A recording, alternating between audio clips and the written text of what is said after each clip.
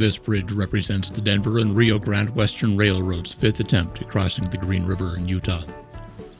The first bridge was a rush job in 1882, built solely to get construction equipment across the river and continue the rail connection between Colorado and Salt Lake City. The wooden trestle lasted only a few months due to the weight of the trains and the river surges that constantly beat against the wooden supports. The second bridge was a prefabricated Howe truss manufactured in Pueblo, Colorado.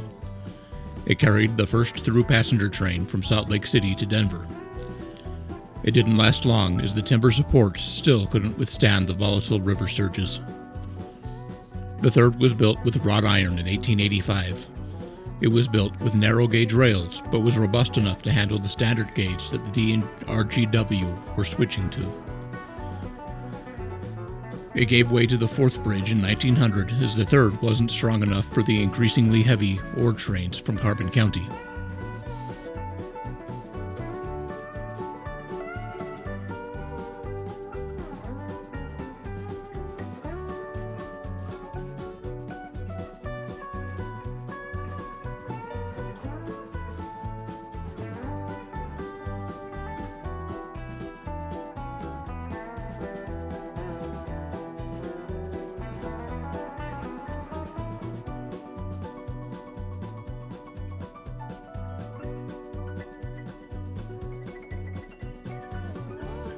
The bridge you see here is a modern riveted Warren truss, built in 1931 and still in use today. This was built of reinforced steel to withstand the weather, ditching the timber and rock piers and using concrete.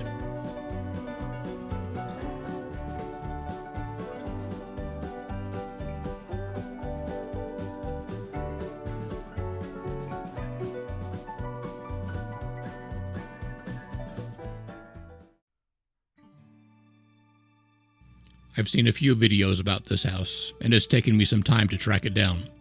I will not be giving the location. I haven't been able to find a whole lot of information, but here we go. Built by a David L. Pacer in 1975, there are many urban legends surrounding it. The most common story is that Pacer's pregnant wife jumped from one of the balconies to her death. From what little I can find, the home was never completed. Given the 1975 build date on the foundation, it's most likely that the money ran out and the project was abandoned. The only David Pacer I can find that fits the timeline died in 1990 at age 42. He was an only child, never married, and had no children. While I'm not very in tune with the other side, I didn't sense anything nefarious or evil here, as many others have stated. It felt like a dream that was never finished.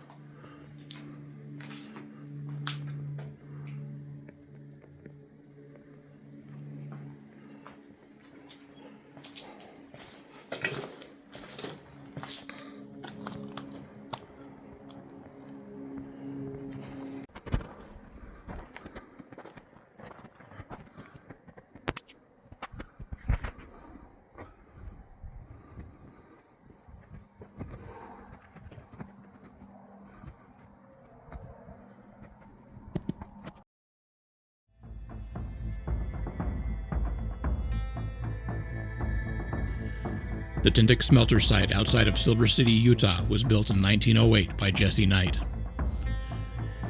It treated 500 tons of lead and copper ore per day.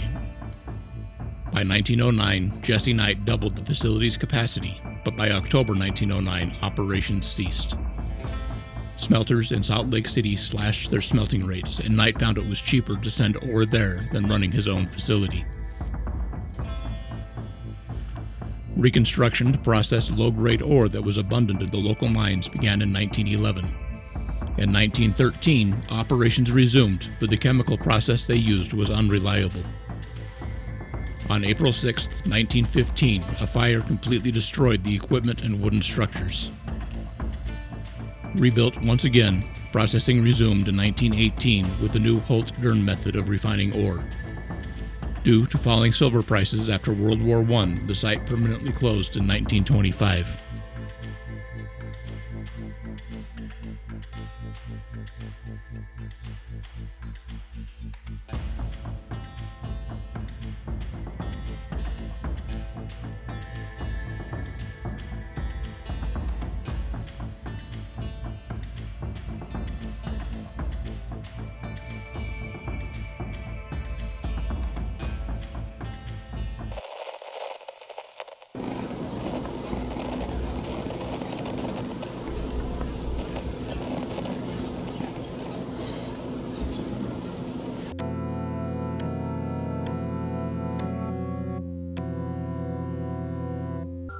And I'm back. Sometimes the Supreme Overlord requires immediate attention. And sometimes I just like playing with the video editing software. This site makes me reflect on Edward Abbey, a strong proponent of the wilderness, when he said, "Growth for the sake of growth is the ideology of the cancer cell."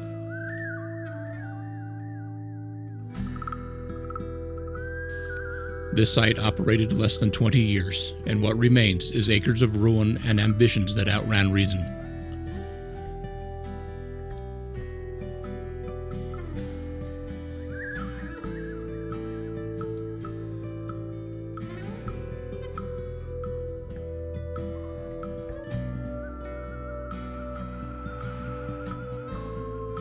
However, Jesse Knight did leave his mark on Utah.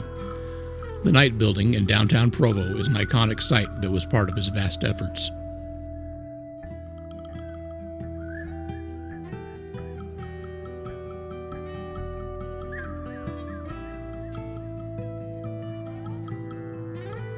This 40-foot tall dinosaur in Vernal, Utah weighs 4,200 pounds and is built of steel and pink fiberglass.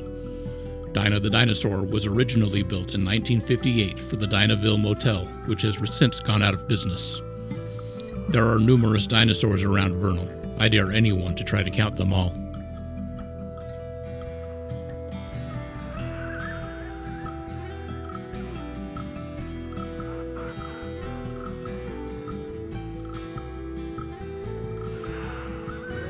The petroglyphs here at McConkey Ranch date back to the Fremont culture around 1,000 years ago.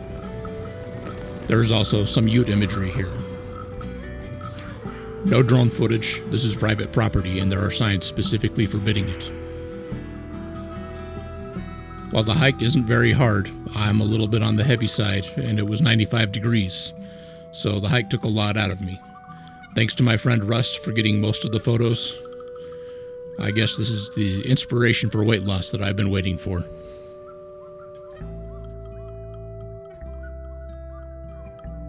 If you're enjoying this video, be sure to hit subscribe.